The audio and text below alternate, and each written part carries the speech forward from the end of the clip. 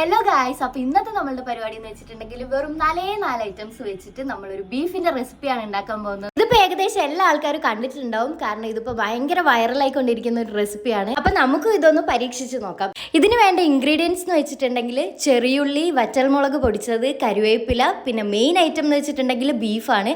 അപ്പം നമുക്ക് ഇതെങ്ങനെ ഉണ്ടാക്കുന്നതെന്നുള്ളത് നോക്കാം. ഫസ്റ്റ് ഒരു കുക്കറിലേക്ക് നമുക്ക് കുറച്ച് ഓയിൽ ഒഴിച്ചതിന് ശേഷം ചെറിയുള്ളി ഇടാം. ചെറിയുള്ളി ഒന്ന് വഴന്ന് വരുമ്പോഴേക്കും അതിലേക്ക് നമുക്ക് കുറച്ച് കരുവേപ്പില ഇട്ട് കൊടുക്കാം. കരുവേപ്പില ഇട്ടതിന് ശേഷം കുറച്ചൊന്നായി വരുമ്പോഴേക്കും നമുക്ക് അതിലേക്ക് വറ്റൽമുളക് ഇട്ട് കൊടുക്കാം. വറ്റൽമുളക് ഇട്ടതിന് ശേഷം നല്ലോണം ഒന്ന് ഇളക്കി കൊടുക്കുക. അത് നല്ലോണം മിക്സ് ആയതിനു ശേഷം നമുക്ക് അതിലേക്ക് ആവശ്യത്തിനുള്ള ഉപ്പ് ആഡ് ചെയ്ത് കൊടുക്കാം. ബീഫിനും കൂടെ ആവശ്യമായിട്ടുള്ള ഉപ്പാണ് നമ്മൾ ആഡ് ചെയ്യുന്നത്. അങ്ങനെ ഉപ്പ് ഇട്ടതിന് ശേഷം ഒന്നും കൂടെ നല്ലോണം മിക്സ് ചെയ്തതിന് ശേഷം നമുക്ക് മെയിൻ ഇൻഗ്രീഡിയൻ്റ് ആയിട്ടുള്ള ബീഫ് ആഡ് ചെയ്ത് കൊടുക്കാം. ഞങ്ങൾ ഇവിടെ ഇപ്പോൾ 1 കിലോ ബീഫാണ് എടുത്തിട്ടുള്ളത്. ഇനി ഇത് കുക്കറിൽ വെച്ചിട്ട് ഒരു 6 വിസിൽ വരുന്ന വരെ നമുക്ക് വെയിറ്റ് ചെയ്യാം. 4 ഇൻഗ്രീഡിയൻ്റ് ആയതുകൊണ്ട് തന്നെ ഇത് ഭയങ്കര സിമ്പിളായിട്ട് നമുക്ക് ഉണ്ടാക്കാൻ പറ്റുന്ന ഒരു റെസിപ്പിയാണ്. ഇനി നമുക്ക് 6 വിസിലിന് ശേഷം ബീഫ് ഏകദേശം ഈ ഒരു പരിവായിട്ടുണ്ടാവും.